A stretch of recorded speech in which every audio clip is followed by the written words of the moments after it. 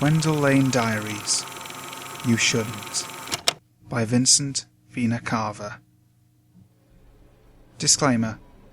I am not a paranormal investigator. I am an author. While searching for inspiration for a book, I came across a series of stories surrounding a home in the American Pacific Northwest. It is an extremely unextraordinary looking house in an extremely unextraordinary looking residential neighbourhood, but the stories that have emanated from its former residents and the people who lived in the town that it's located in are quite extraordinary. Through my research of the house on Wendall Lane, I have come across accounts that range from the supernatural to the just plain bizarre. In order to protect the privacy of the people in the town and the current inhabitants of the house on Wendall Lane, I have not only changed the name of everyone in these stories, but the name of the street as well. Wendall Lane is just an alias for the true location of these accounts. Alan Palmer lived in the house on Wendall Lane from September 2002 to July 2003. After months of trying to contact him about his time there, I finally received an email agreeing to set up a meeting. Quite a few of the house's prior residents had turned down my requests for face-to-face interviews, so I jumped at the chance to talk to him in person once the opportunity presented itself. Palmer, who worked as a socioeconomics professor at the University of Washington, arranged to meet me and talk over drinks at a place of his choosing in downtown Seattle. The bar was called Oliver's Lounge and was located in the historic Mayflower Park Hotel. Upon arriving, I was surprised to see just how crowded it was for nearly 3 p.m. on a Tuesday. There were people seated at nearly every table, while food runners and waiters dressed in white service jackets and black bow ties hustled and bustled around the room, bringing people their orders. Windows stretching from floor to ceiling allowed for an ample amount of sunlight to illuminate the space, giving it a genuinely open and inviting ambiance. I spotted Palmer in the corner, sitting at a small high table and sipping on a glass of scotch. He greeted me with a hearty handshake and a bright smile after I introduced myself to him. The man was greying a little around the ears, and I could tell shortly after meeting him that he was incredibly intelligent. But aside from that, he seemed to have the demeanour of a fellow 15 years his junior. Palmer was a light-hearted gentleman who loved a good joke, and he insisted on telling me a few of his favourites before I turned my tape recorder on. Once he had his fun, we started the interview. Believe it or not, you're not the first person who tried to contact me about the time I spent living on Wendall Lane. Apparently, there are all kinds of ghost enthusiasts out there who've heard about the house through the various online forums these people tend to frequent. Nerds and losers, you know the type. They spend their time sifting through thread after thread on the internet, pretending that they're doing something productive with their lives. Hell, most of them are probably overweight man-children sitting in their parents' basements and conducting their research in between anime cartoons. Palmer let out a laugh, seemingly pleased with his depiction of the paranormal research community. I decided to omit the fact that I first heard about him through one of the online forums he was talking about. He took a sip of scotch and continued on. So, naturally, I ignored your emails thinking you were another one of those ghost geeks. It's strange, I probably wouldn't have agreed to meet, but I came across one of your books by complete accident. My nephew mentioned your work in passing when I was over at my brother's house for dinner a few weeks ago. I put two and two together and realised you were the same author who'd been emailing me, so I figured, why the hell not? I'm game to talk about it, if you are. Although I must admit my story probably isn't as interesting as demons or monsters or whatever the hell it is you write about. Not a whole lot happened while I was living there. In fact, the only reason I lived in the house for such a short period of time was because an old colleague of mine offered me a full professorship here at the University of Washington not long after I purchased it, and the commute was just too far. My workplace at the time had no job security. I was on the chopping block every year, so there was no way I could turn down the offer. This was before the housing bust in '07. It was a seller's market. Banks were giving away loans like there was no tomorrow, so it wasn't difficult to turn right back around and flip the place. Hell, I even made 30 grand. Plus, I love Seattle. The weather sucks, but this city has culture. We made small talk for a while. He told me some stories about work, his travels to Europe, and even asked me about some of the upcoming books I've been working on. I was beginning to wonder if flying all the way out to Seattle to speak to him had been a big waste of time. After all, Palmer appeared almost completely uninterested in discussing any and all aspects of the house. I directed his attention back towards the reason why we had met, when I asked him to describe the most bizarre encounter he could remember having in the short time he lived on Wendall Lane. "Ha! Now you're starting to sound like the internet ghost geeks. Fine. Let me think. Like I said, nothing really strange ever happened, that's why I..." He paused for a moment and looked out of the window towards the street. There was one thing. I'd almost forgotten about it. The TV incident. It was a Friday night in June, about a month before the house sold. There was nothing on. You know how crappy television programming can be on the weekends, especially in the summertime. I was scrolling through channels on my TV's menu looking for something to turn my brain off to, when the title of a show caught my eye. It was called You Shouldn't Watch. I figured, with a name like that, how could I not give it a go? Also, the show was on a channel I'd never seen before, channel 732. To be honest, I don't watch much TV, and when I do, I usually don't venture out of the HD channels, so I wasn't even sure if it was covered under my cable package. Now I don't know what yours looks like, but the way my cable provider's menu was set up, different colours are used to distinguish between different types of shows. You get green for sports, purple for movies, and blue for everything else. However, the menu colour for this particular show was black. The text was yellow, which was also unusual since the show's title is always written in white. Even the font was different. Don't ask me to describe what it looked like because I really can't recall. All I know was I had never seen letters written in that way before. I know it sounds odd, but the best description I could give you is that even though the lettering looked completely alien in appearance, my mind could somehow interpret what it said. You shouldn't watch.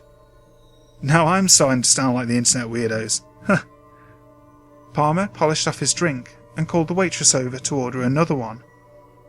Anyways, from the very second I turned on the program, I knew I was watching something very strange. Very strange indeed. The black and white picture on my television was a mostly empty room. There were no visible windows or doors.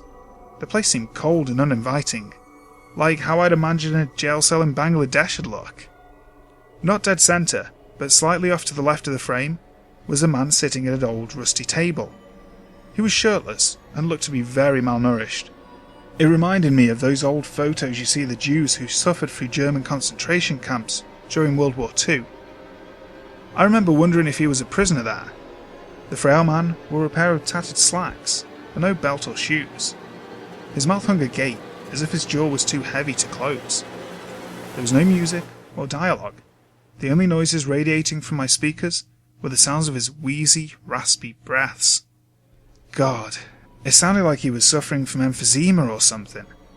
I followed his gaze down to an old rotary phone sitting on the tabletop. He just gawked at the thing like a buffoon, while I stared at the screen, mesmerised by the odd scene taking place on my television. I hit the info button, hoping to read a synopsis of what the show was about. But, of course, there was nothing, so I just kept watching. For minutes, he didn't move. I giggled to myself a bit, you know? The way you do when something makes you uncomfortable, and your brain thinks laughing will ease the tension. The whole time I was waiting, hoping for something that resembled dialogue. Anything to prove that I was just watching some weird movie and had simply turned on at the wrong time. But nothing ever happened. Perplexed and a little bored, I stood up from my couch and headed over to the kitchen to rummage through the fridge for a little late-night snack. I was about halfway done making myself a sandwich when I heard the most terrible noise. Palmer paused briefly. At first I thought he had stopped his story because the waitress returning from the bar with his drink, but he barely acknowledged her presence. The man was caught up deep in thought, as though he had just remembered something important. When he finally began to speak again, the tone of his voice had completely changed. Gone was the chipper, upbeat persona I had come to know him by. Palmer was clearly distraught. It sounded horrible. like a dying animal. I remember an awful sensation of nausea washing over me. It was the strangest thing. There was a ominous feeling in the air too. Death, ruin, calamity, all hanging over my head. Once I realised the noise was coming from the television, I put down my sandwich and hurried back towards the living room. The scene on the TV was essentially the same, except now the sickly looking man had turned his head up towards the ceiling and was howling and groaning in the most unpleasant of ways. The longer I watched, the more it made me feel like I was going to retch. The whole thing was utterly abhorrent. The man would moan for 30, maybe 40 seconds at a time before stopping suddenly. Then he would take another deep, wheezy breath, and the terrible sounds would begin anew. I cringed as I took it all in. My visual and auditory senses were being assaulted by the most disagreeable of stimuli, and I was still fighting off the urge to vomit all over my living room carpet. Just when I thought things couldn't get worse, the man, still groaning mind you, turned his head in the direction of the screen and stared straight into the camera. The thing is, I was certain he was looking directly at me. That's what it felt like. It was almost as if we were in the same room. I probably should have turned off the show, but after minutes of nothing, something was finally going on, and I felt compelled to keep watching, even though I was suffering immensely. I stared into the glazed-over eyes of the sickly-looking man until he turned his attention down towards the phone sitting on the table. Peter hunched over in his seat and removed his glasses. He seemed visibly shaken. The 42-year-old econ professor clasped the bridge of his nose between his thumb and index finger and let out a deep sigh. Beads of sweat had begun to form on his forehead. I'm sorry. Forgive me. I haven't thought about this night in a long time. I suppose it's possible that my mind pushed this episode to the back of my consciousness, and I forgot all about it. Kind of a defense mechanism type of thing. I've read about case studies where army veterans who witnessed horrific events develop amnesia about their time in the military. It seems as though I may be going through something similar, except as I sit here and talk to you, everything begins to come back to me. I asked him if he wanted to continue. He agreed, and then resumed his story. His hand quaked violently as he lifted the phone to his ear. His arms were rail thin, and it looked as though he was struggling mightily to hold it in place. With his other hand, he clumsily started spinning the rotary dial. That's when my cell phone started ringing. A chill ran down my spine. My nausea got even worse. That ominous feeling in the air had transformed into full-on horror. I prayed with every fibre in my being that it was a coincidence as I looked at my phone's caller ID. You have no idea how bad I wanted the number to be one that I recognised. I didn't recognise it, of course. Hell, it wasn't even a number. It was something else entirely. In that same strange alien text from the TV's menu were the words, "You shouldn't listen," written where the caller's number should have been. That was enough for me. I hung up the phone and reached for the remote on the coffee table. I must have pressed the channel button a dozen times, but the picture never changed. I tried the power button, and still nothing happened. The man began to dial the phone again. Once more my cell started ringing. Palmer had gone pale. He looked completely different from when I first met him, the polar opposite of the smiling man who shook my hand earlier. I tried to turn off the TV manually. I even unplugged it from the wall, but by this time I knew it would do nothing. The sickly pale man continued to stare at me. His horrible empty gaze felt as though he was tearing me to pieces. Stomach bile slowly started to crawl its way up my esophagus. I don't know why I answered the phone. I couldn't help myself. Maybe I thought if I did, then it'd all just end. My finger trembled as I pressed the answer button. I slowly lifted the phone to my face. I didn't even need to say hello. He just began speaking, as if he was watching me answer the phone through the television screen. And perhaps he was. Tears began to well up in Palmer's eyes. I tried to tell him that he didn't need to go into further detail if he was uncomfortable, but he kept talking as though he never even heard me. By that point, he would have finished his story even if there was no one sitting across the table from him. He spoke to me in a terrible voice. It sounded like he was gargling shards of glass. His lips moved on the screen, but I could hear him clearly over the phone. He said, you shouldn't tell. Then in one horrible, inhumanly quick motion, he leapt out of the frame as the screen went to black. Jesus Christ. He said you shouldn't tell. Did I just tell? Vincent, please, does that mean I just told? Palmer fell silent and stared awkwardly into his glass for a moment. Then he apologised and excused himself from the table. It was the last I saw of him that night.